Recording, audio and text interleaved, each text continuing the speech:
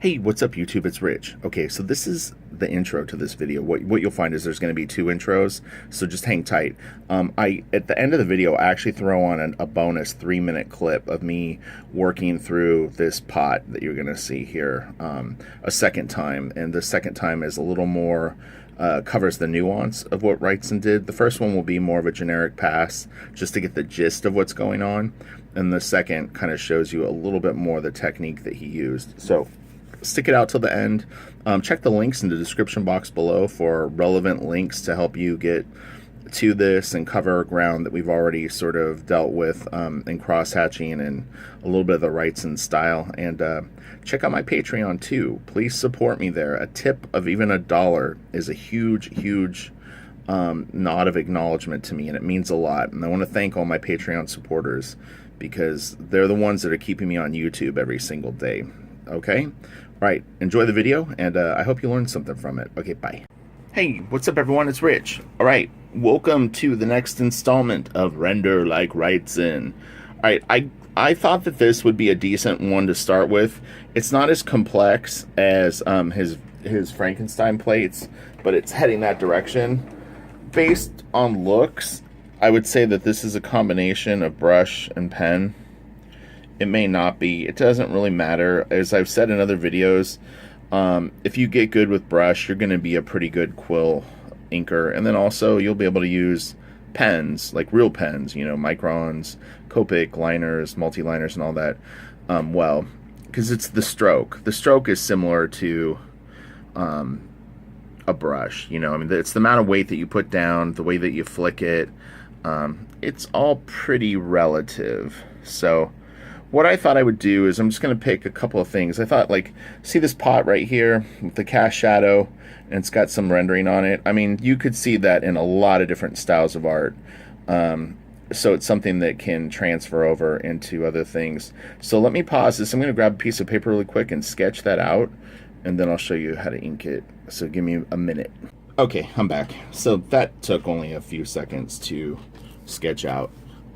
So I'm gonna use a quill just to start. I've got stuff sliding everywhere around me. Alright, so I can't really see. Hopefully this is recording okay. I'm just gonna do this side angle first, which isn't a big deal. There's really nothing unusual about like this here. It's just getting this down. And again, you're gonna want to develop a steady hand, because using templates all the time to do this stuff is just not gonna work for you. It's too hard to match stuff up, honestly. I mean, unless someone really just obviously used a template, and the stuff feels stiff. I mean, that's, you know, look, I'll go right to digital. One of the reasons that digital looks stiff is everything is perfect. The computer has to adjust things in its own little mind to symmetry and perfect form. The lines have no variation in them and stuff like that. And I mean, that's kind of one of the reasons that real art breathes more. So anyway, it's not a rant against digital, but I'm just saying it's like it can look sterile because of that. And the difference between rendering something by hand and then having a brush that can throw down cross-hatching really fast it's just two totally different worlds. Hopefully I'm in frame. All right, so again, nothing really big going on right now. Let me just adjust this a little bit. So it's always tricky trying to do this. God, it looks so weird because my camera's at a weird angle. As far as I can tell, it looks okay in person. My camera is tilted at a very funky angle right now, so hopefully this is shooting clear, but I assure you the line is straight for the perspective. Okay, so I'm just gonna do this real quick. I've got the camera about an inch from my eye, so it's a little weird. It's never a good idea to try to judge it based on the camera as much as what I'm seeing in front of me. All right, so I'm just going in, doing this really fast. We'll get into the rendering part real quick. This is just stuff that needs to be done. Okay, so what Bernie did is he's got a very strong light source coming from here, and then there's reflective light back here. This is reflection. This is actual the light source, in my opinion. Although, well, you could argue it's coming from here actually. So anyway, so this is black. What I'm gonna do is I'll ink this. I'll go forward and back. So there's some little object that's sitting in front of this pot. I couldn't really tell what it was exactly. It's just like the shape of like a stick of butter or something. It's at perspective. Let's see my end frame. Yeah.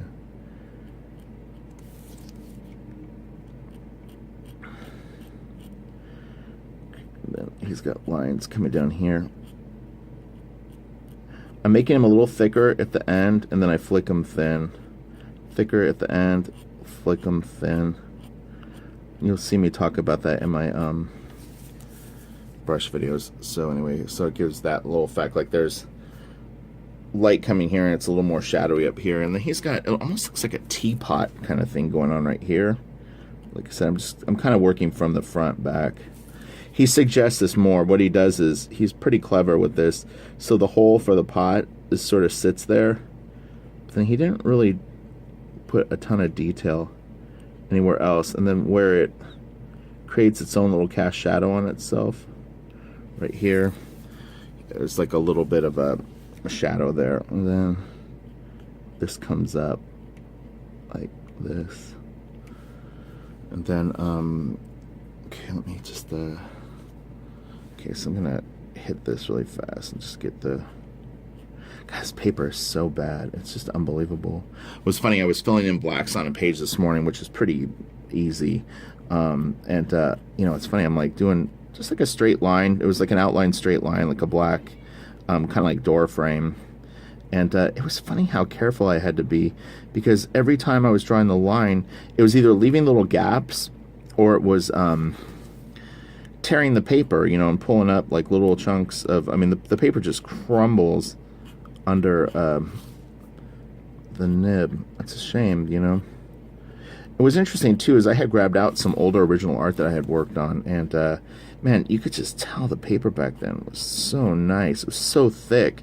It really felt weird. I kept thinking I was holding 2 pages and it was one, but it was just this nice chunky, I believe it was 2-ply Bristol, though that's the funny thing is it wasn't a 3-ply.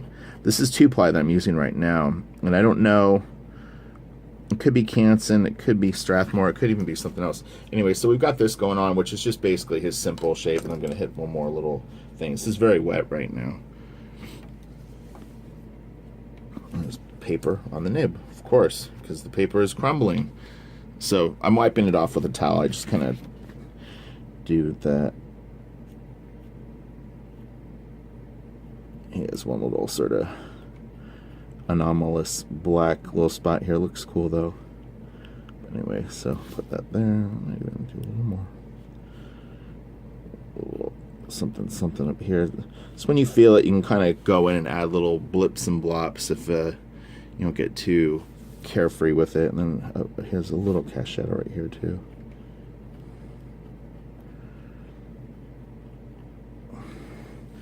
Okay, so I'm going to pause this for a second and let this dry, but this is what we got going on right now. Oh, you know what? There's another cast shadow up here I need to get, because it's under this. So this, what he did here is he leaves a little white line right here, which is showing, again, kind of reflective light, and then underneath the black goes right up to it, so it bumps against this right here. So there's no gap on this side. It's an important thing to be able to notice, because that's kind of how light really works, how it falls over objects. So you want to be aware of that. And it's, well, no, I won't get into that. I was going to say something else about the difference between pencilers or inkers, but you need to know this stuff as an inker, even though your penciler may cover the bases on it and do it right, but it never hurts to have a little bit of the information in your head. Okay, so I'm going to pause this for a second, and then I'll come back and I'll do the cross-hatching, but I need to let this dry. So the camera's at a very weird angle, so... Alright, hold on. Okay, so one thing I noticed I'm going to do really fast is I had just... It's a straight line under here where it's like sitting on like the edge of a dresser. I figured I would just throw that in. So I'm doing this with my little beveled lifted, straight edge. And I'll have links in the description box below where you can find some of the intro videos to these techniques. I can't rehash everything each video. It's just too much backtracking. So we've got an ongoing conversation about this for anyone that's coming in new. Yeah, I'll have links in the description box below. All right, so I'm going to do the rendering with a brush. He's got it going in a direction where it just seems to sort of fit that technique more. And we'll get into more of the quill stuff later.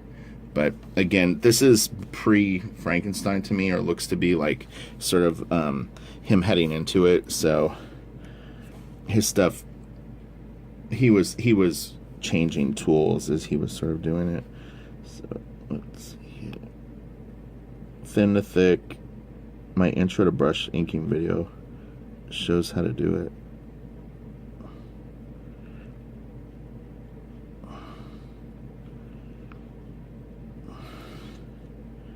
He had these at kind of an angle, so I'm going to actually keep them at the same angle that he did.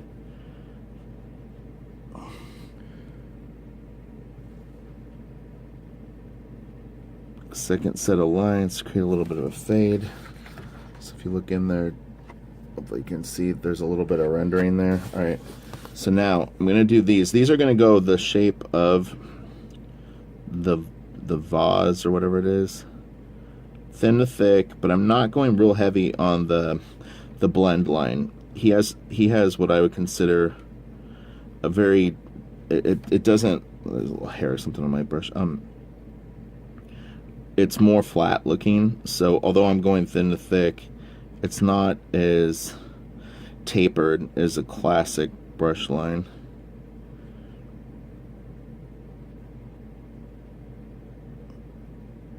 So I never like watching these back because I'm at a weird angle.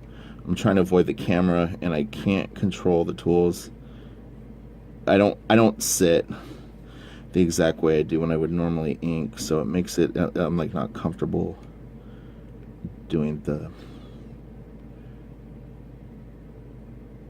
I'm gonna fade that out. Okay, so it's the first set of lines. All right, now the second set of lines, well, I'm going to do these. He's got just a few very thin lines going the direction of this cast shadow. This was for him to assist on the blend. I'm nearly sure this was probably an afterthought to help create the blend of the next lines I'm going to throw in. I can do it now, though, because I already know that it's going to be there.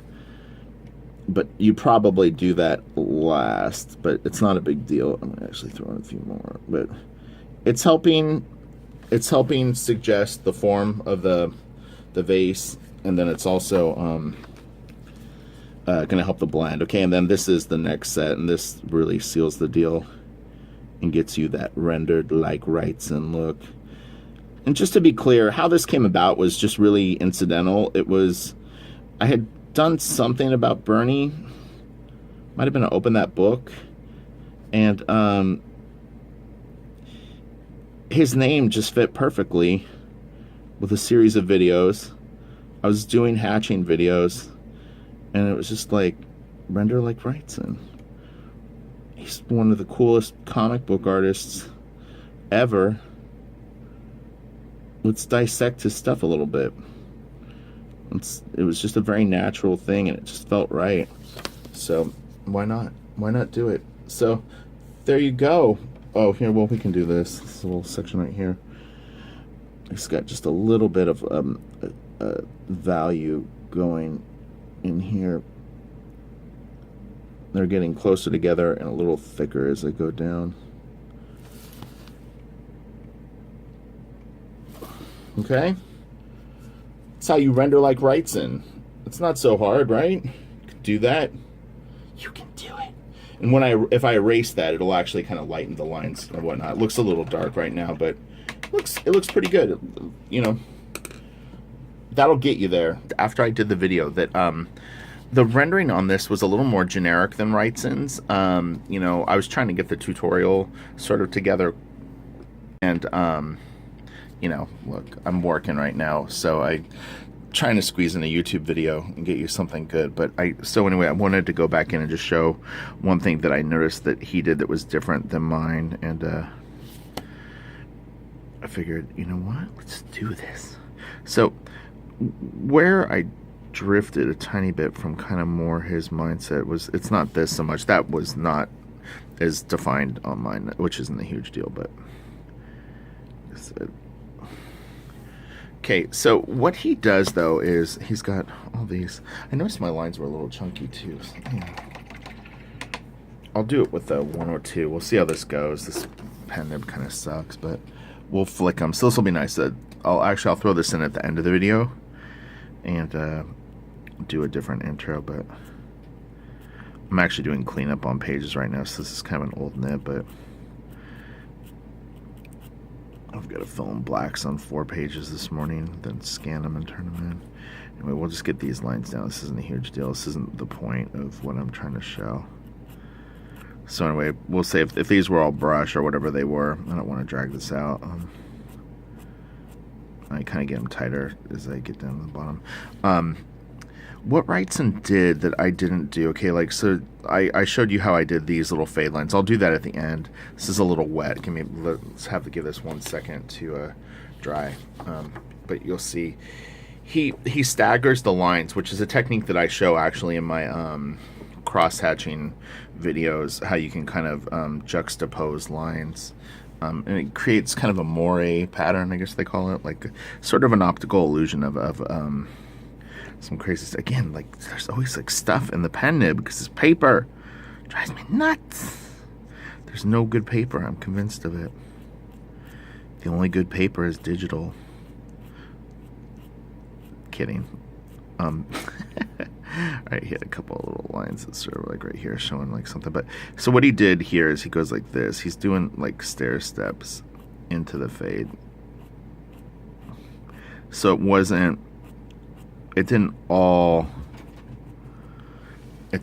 come from like one point. So it's a little more like that.